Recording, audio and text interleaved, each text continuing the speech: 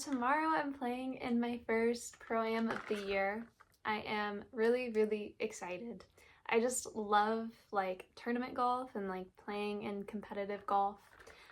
So I want to tell you a little bit about it while I am marking my golf balls and showing you how I do that. Kind of how I prepare for my tournament. I already cleaned my clubs and now we're doing this the night before. So normally I always play Titleist. In this case I have Pro V1 X's, but I like Pro V1s. It just kind of depends on whatever's there. Titleist just in general. And then believe it or not, I really don't like the color pink, but it's the only marker I have in my bag, so we're just gonna make do with it. But anyway, while I'm doing this, let me tell you a little bit about what a Pro-Am is. So a Pro-Am is a tournament where you take one pro and 3 amateurs, but it kind of depends on like the number of groups there are.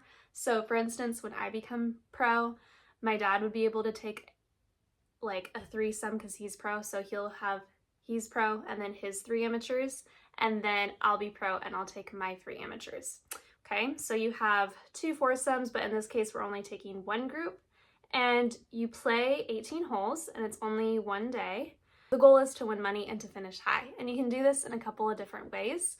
You could have a really great team score, or you could also do well individually, but there's also like a bunch of side games. So like that's the thing that's kind of cool about it. It's kind of different. And it's also different than like high school or college golf where your team score was just composed of stroke play. Even individually too, it's all like Stableford. So I don't know if you guys know what Stableford is, but it's a point system instead. So I believe that if you get a par, you get 2 points. I think a bogey is worth 1 point, and then double and above is 0 points. And then I think birdie is like 3 points, and then so on. So in this case, you want to have the most points, and you can do that as a team and individually too. And also as a team, they try to make it fair, so they include handicaps. So you could also do well gross and then net. So it's kind of cool because you have like lots of opportunities to do really well, even if you're not the best golfer.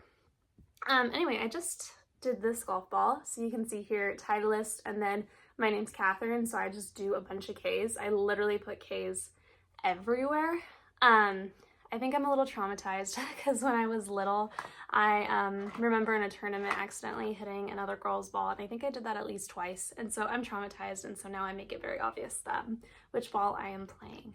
Because it's a really cute golf course. It is short, there's lots of par 3s and par 4s, and then the par 5s are all reachable for me, because even though I hit the ball like decently far, I get to play from the ladies' tees, which is like 5,400 yards, but in this case this course is really short. It's a par 66, so I'm going to be playing from probably like sub 5,000 yards.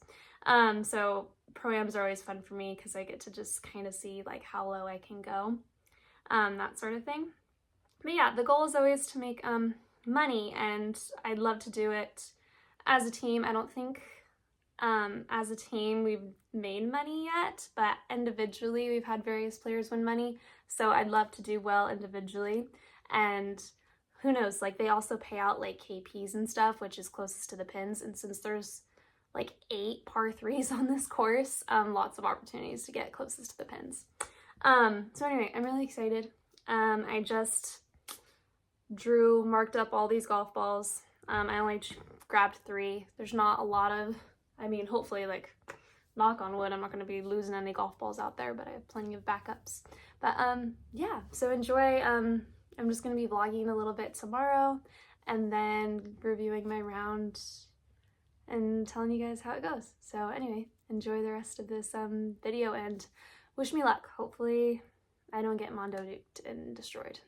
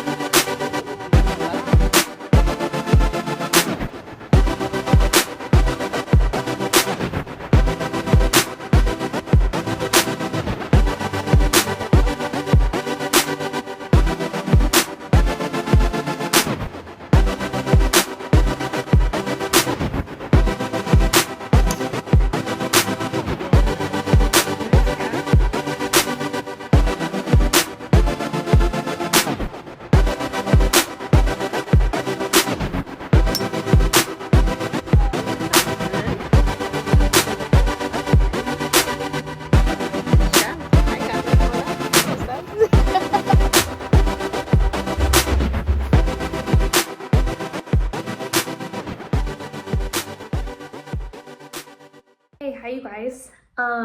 So the round is over and I wanted to do like a little debrief of how it went because you probably like, there's not a lot of footage of me like actually playing, so I wanted to talk about it.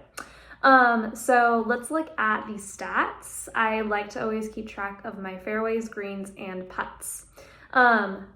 Just a reminder, this course was a par 66, so there were 8 par 3s and then 8 par 4s and then 2 par 5s. Okay, so kind of abnormal.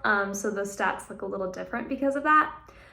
So first of all, looking at fairways, I hit 4 out of 10 fairways, but even though that number kind of seems like low, like not super great, I will say my driver was like one of the best parts of my game.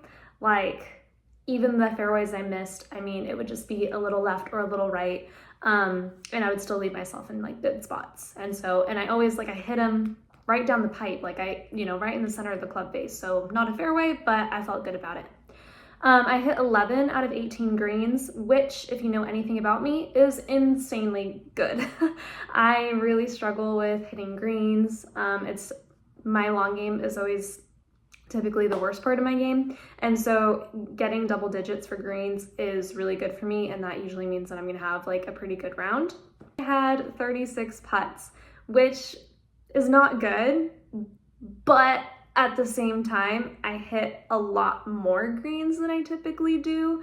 So the putts, and I was like 2-putting all of them. And so the putts go up that way. So when you miss like less greens, right, you're gonna have more putts in the end.